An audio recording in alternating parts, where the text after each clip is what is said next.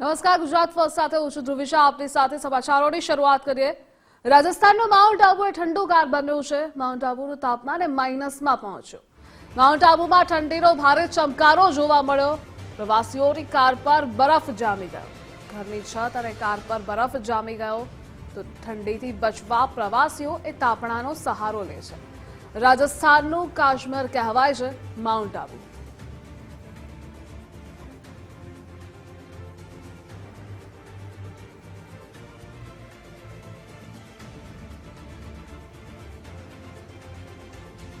બનાસકાંઠા જિલ્લામાં ઠંડીનો ચમકારો. લાખાણી, દિયોદર, થરાદમાં કડકડતી ઠંડી. કાંકરેજ સહિતના તાલુકામાં ઠંડીનો ચમકારો જોવા મળ્યો. 2 દિવસમાં તાપમાન 4 થી 5 ડિગ્રી ઘટ્યું છે. તો હાડ થીજવતી ઠંડીથી વાતાવરણ પણ ઠંડુગાર બન્યું.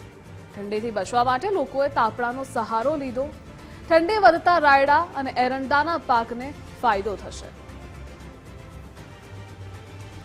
તો 2 દિવસમાં તાપમાન 4 થી 5 ડિગ્રી ઘટ્યું છે.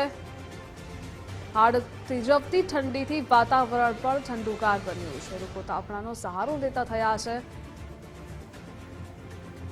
તો હજુ પણ હવામાન વિભાગ દ્વારા આગાહી કરવામાં આવી છે કે ઠંડીનું જોર વધશે. જો કે આ ઠંડી વધતા રાયડા અને એરંડાના પાકને મોટા પ્રમાણમાં ફાયદો થશે તેવી પણ ભીતિ સેવાઈ રહી છે.